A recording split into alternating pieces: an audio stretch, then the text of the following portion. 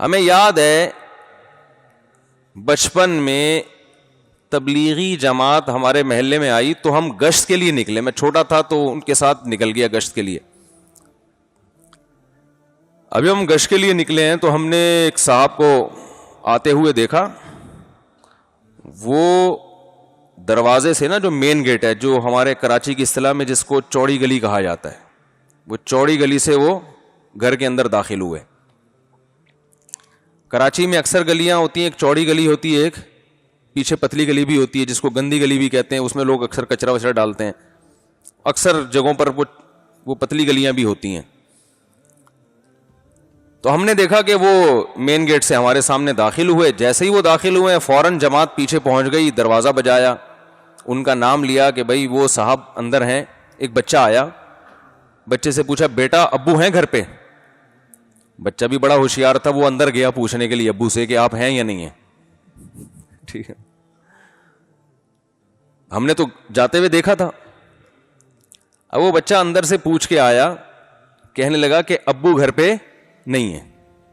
تو ہمیں ایک بدگمانی, شدید بدگمانی ہوئی کہ اتنا سری جھوٹ ہمارے سامنے ابھی داخل ہوئے اور کہہ رہے ہیں کہ ابو گھر پہ نہیں ہے. تو ہماری جو جماعت کے جو امیر تھے نا, وہ فوراً بھاپ گئے کہ یہ اب بدگمان ہوں گے. یہ کیا ہوں گے؟ بدگمان ہوں گے. تو فوراً کہنے لگے کہ بھائی ممکن ہے پچھلے دروازے سے نکل گئے ہوں. اور یہ ممکن ہے, بعض دفعہ انسان بہت اسپیڈ میں آتا ہے, ایک گیٹ سے داخل ہوا, کوئی کام یاد آیا اور پتلی گلی سے, پتلی گلی تو بنائی اس لیے جاتی ہے ایمرجنسی کاموں کے لیے نا. پتلی گلی کا تو مقصد ہی ہوتا ہے کہ کسی کو اسپیڈ میں نکلنا ہو تو, ٹھیک ہے نا. اگر وہ اسپیڈ میں نہ نکلنا ہوتا تو پھر تو چوڑی گلی سے آتے ہیں نا وہ, تو وہ فوراً نکل گئے وہاں سے. تو میری عمر اس وقت 12-13 سال ہوگی. مجھے ان کا یہ جملہ بڑا اچھا لگا.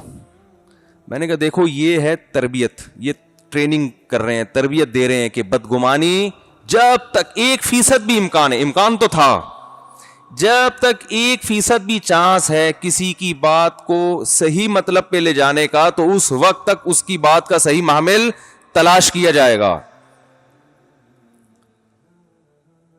ورنہ کیا ہوتا ہے, نفرت پھیلتی کہ نہیں پھیلتی؟ ہمارے دل میں ہمیشہ کے لیے ان صاحب کے بارے میں آتی ہے کہ یہ جھوٹ بولتے ہیں, یہ کیا کرتے ہیں, جھوٹ بولتے ہیں.